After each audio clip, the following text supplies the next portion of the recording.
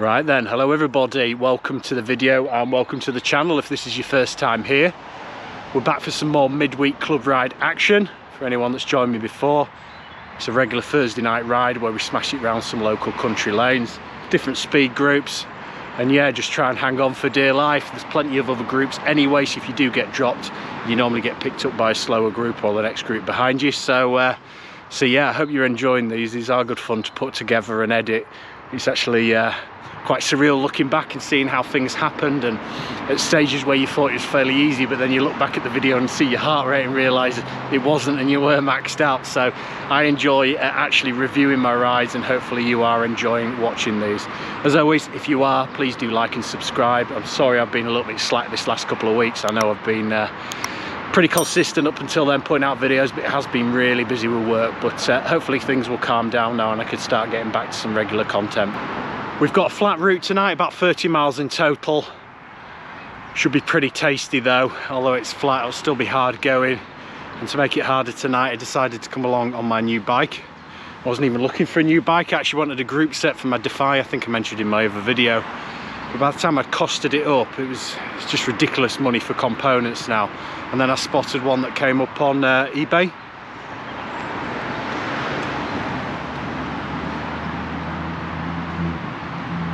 So it's nothing flash.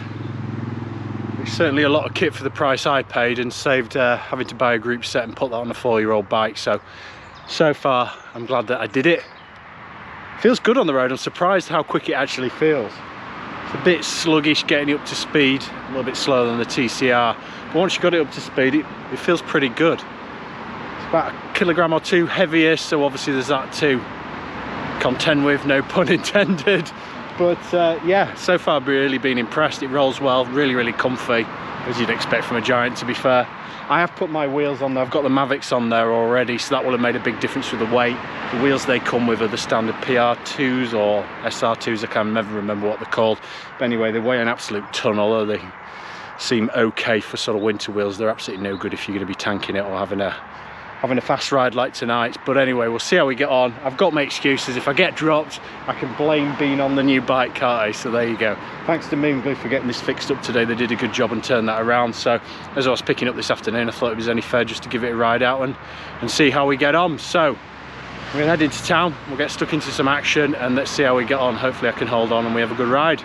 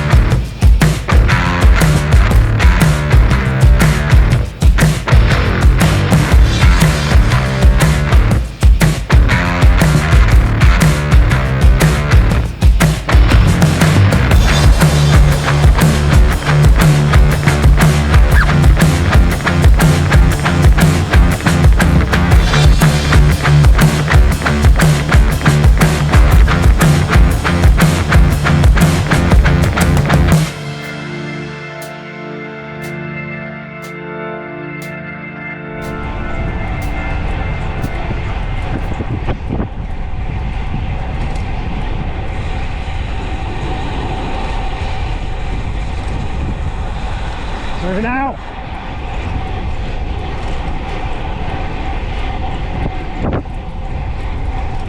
One along.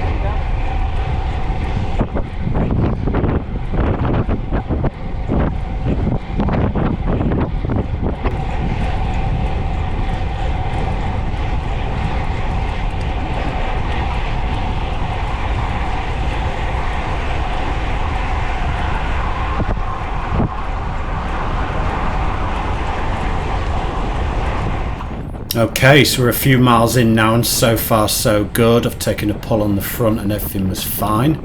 As I said in the intro, when you're up to speed the bike does feel fine. Unfortunately, getting it there is a little bit more tricky than when on the TCR. I've noticed a couple of times when I've pulled out junctions or I've dropped in on the back of the group after taking a pull. Yeah, it's not quite as snappy getting back up to speed. You notice as I come out of the junction here, getting dropped off a little bit, which doesn't seem to happen on the TCR. Whilst even with this happening, everything was still really comfortable at this stage. I had already got the feeling that this continued throughout the entire ride. It would eventually take its toll. We're actually cracking on at a decent pace. I think we're about 24 mile an hour average at this stage. We did have a tailwind on the way out, but yeah, we were tanking along nicely. The issue coming out of corners was further emphasised by the fact I was following Scott, who's got the cornering skills of Bambi on ice. As you can see, coming into these next two corners, I got dropped back quite a bit.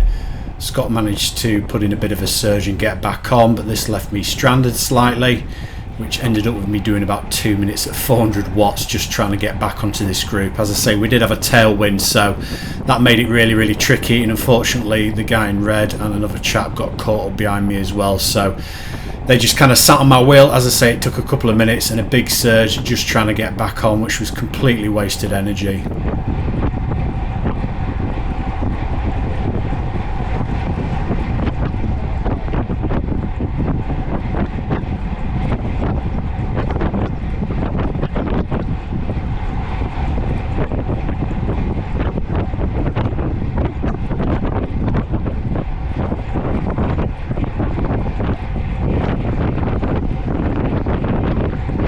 I do finally manage to close this gap down, but it does take a lot more power than I'd expect to have to put in to close a gap like that. Some stages there I'm putting out sort of 500 to 600 watts.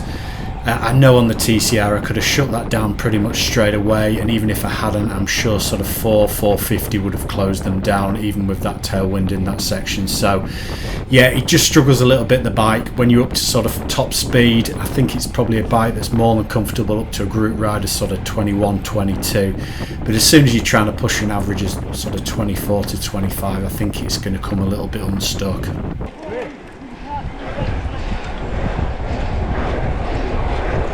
I'm not sitting behind you anymore.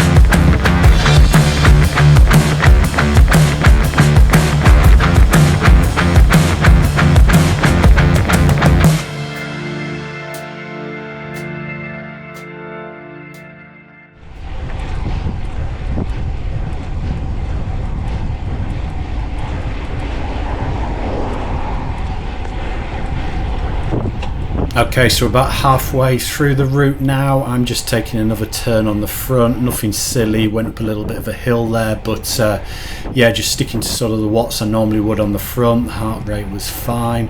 Yeah, and at this stage I was very, very comfortable, but as you'll see shortly, I do come unstuck. I'm caught napping, to be honest with you. I miscount when I pull off and the group come through. I expected a couple more to be coming through and there was no shout from the last man, so as the group comes past I'm caught napping. I miss the back of the group and I then surge to catch back on, and the same as before really, I put some power in and not a lot happens. As I said before, on the TCR I would expect to be closing gaps like this, but yeah, it just doesn't happen this time.